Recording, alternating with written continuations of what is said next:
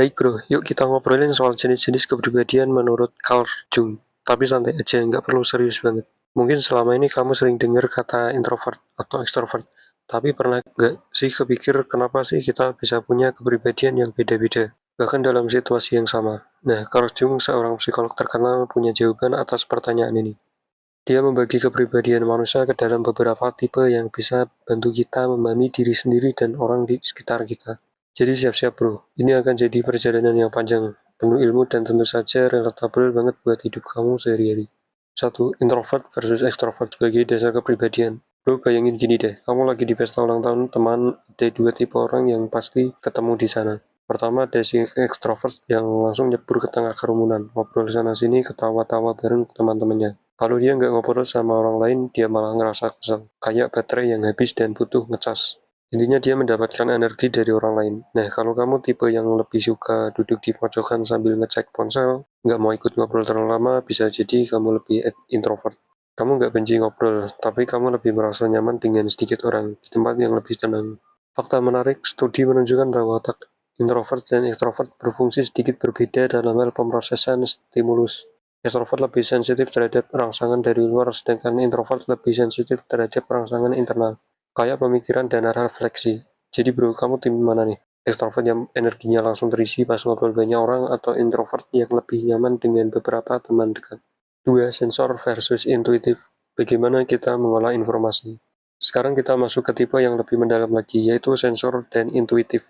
Coba bayangin, kamu lagi dalam perjalanan naik gunung bareng teman-teman, ada dua cara untuk menikmati perjalanan ini. Si sensor cenderung lebih fokus sama detail perjalanan. Dia bakal melihat batu-batu besar, perhatikan cuaca, dan ngerasa aman dengan informasi yang dia terima langsung dari panca indera.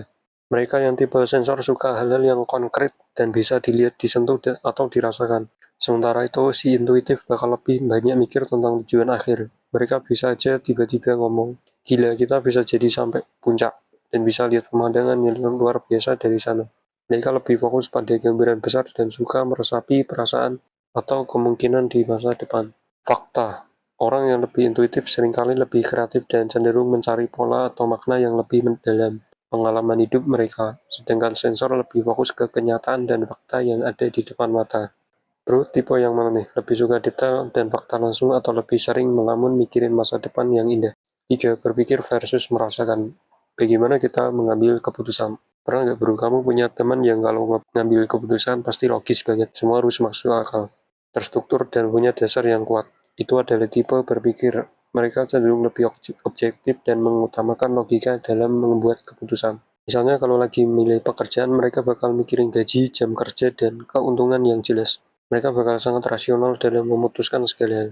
Tapi ada juga tipe merasakan yang lebih peduli dengan perasaan orang lain. Mereka lebih mempertimbangkan bagaimana keputusan itu akan mempengaruhi orang di sekitarnya. Misalnya ketika memilih pekerjaan, mereka mungkin lebih mempertimbangkan apakah pekerjaan itu memberikan kebahagiaan, kepuasan, atau apakah itu membantu orang lain. Realita kehidupan. Kita seringkali nggak sadar kalau dua tipe ini bisa saling melengkapi. Orang yang berpikir rasional bisa diimbangi dengan orang yang peka terhadap perasaan, dan sebaliknya. Kedua tipe ini bisa membuat keputusan yang lebih seimbang. Nah bro, tipe mana nih? Yang sering mikir rasional banget atau yang lebih sensitif sama perasaan orang lain? 4. Judging versus perceiving. Bagaimana kita menyikapi dunia? Terakhir kita masuk ke tipe judging dan perceiving. Bayangin deh, kamu lagi nyusun rencana liburan, si judging tipe orang yang udah nentuin segala hal sebelumnya. Tiket pesawat udah dibeli, hotel udah di booking, semua rencana harus fix dan dia ngerasa nyaman dan dengan pasti dengan itu. Dia suka dengan struktur dan kepastian. Sementara itu si perceiving lebih santai, dia nggak terlalu mikirin rencana secara detail. Kita lihat aja nanti gimana. Yang penting jalan dulu aja, kata mereka. Mereka lebih fleksibel dan bisa beradaptasi dengan perubahan yang datang tanpa merasa tertekan. Fakta menarik, menurut Jung tipe ini nggak harus terkait dengan kecepatan atau cara berpikir.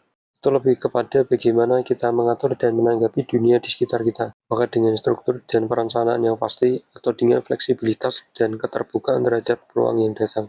Bro, kamu tipe yang mana? Kalau mau liburan, lebih pede ngerencanain semua, atau yaudah jalan aja dan lihat nanti gimana?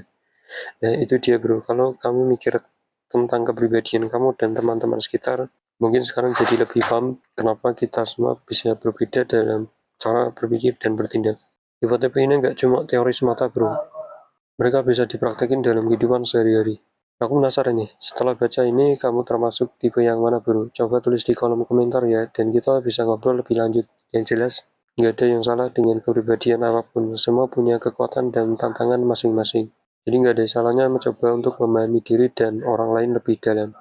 Kalau kamu merasa ini bermanfaat, share ke teman-teman kamu ya, yang butuh pengetahuan ini juga. Kita semua butuh saling memahami.